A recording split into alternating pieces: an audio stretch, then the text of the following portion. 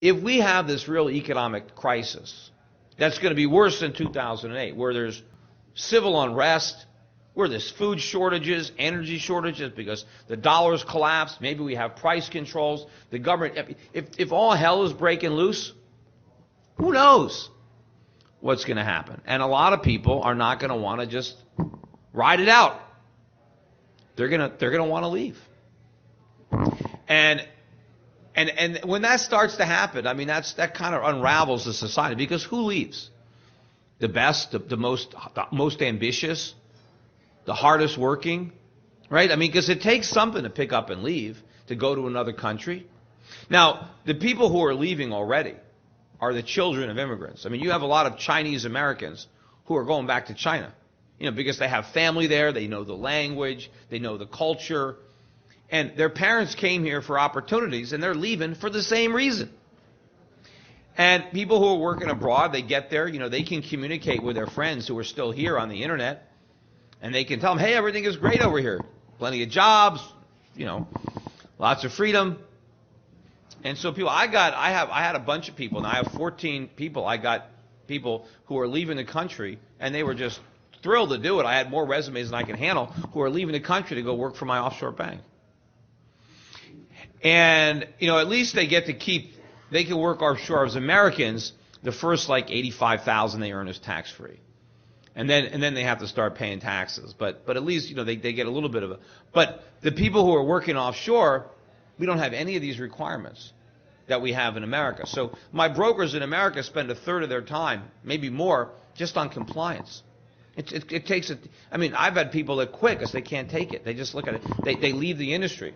A lot of firms have just failed because they can't even afford what the government. I used to have brokers that worked from home.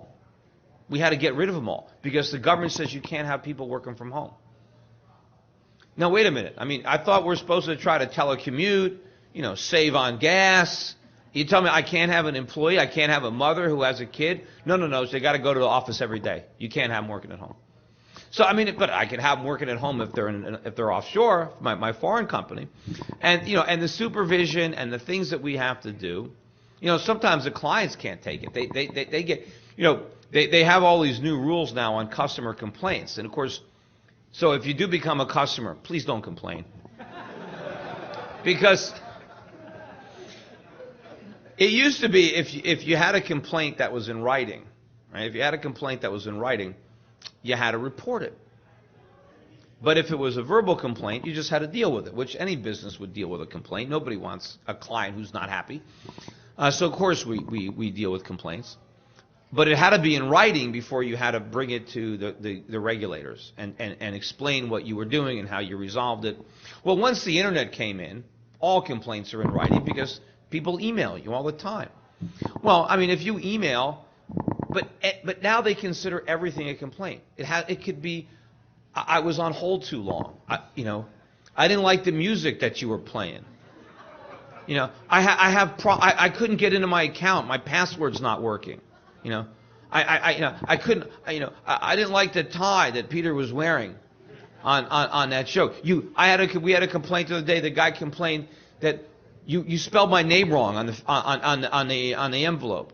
I don't understand my statement. Where's my dividend check? Anything where somebody is upset about something is now a complaint, and it takes hours of our time.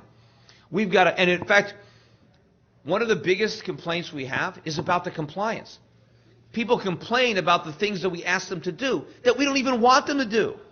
But the government forces us to do it, and then they complain about it, and now we got to file that.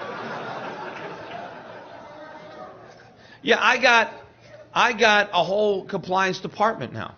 I don't know, I got maybe 10 guys that do nothing but compliance. That's all they do.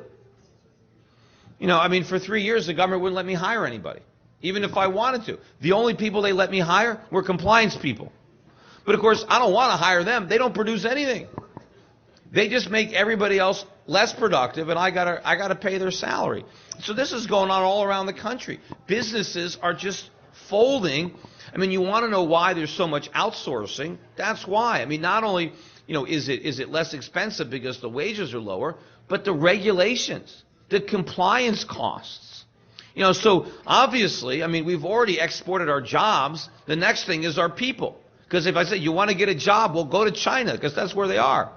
And it's not because of the wages in many cases. It's the regulations. And the problem is people say, "Oh, China's a communist country." Yeah, well, I mean, America is not a capitalist country. So the reality is there's more capitalism in communist China than there is here. So China is giving communism a good name. And we're giving capitalism a bad name. Because people look at it and say, look at all the economic growth in China. Well, I guess communism works. Well, no, it doesn't, because look at us.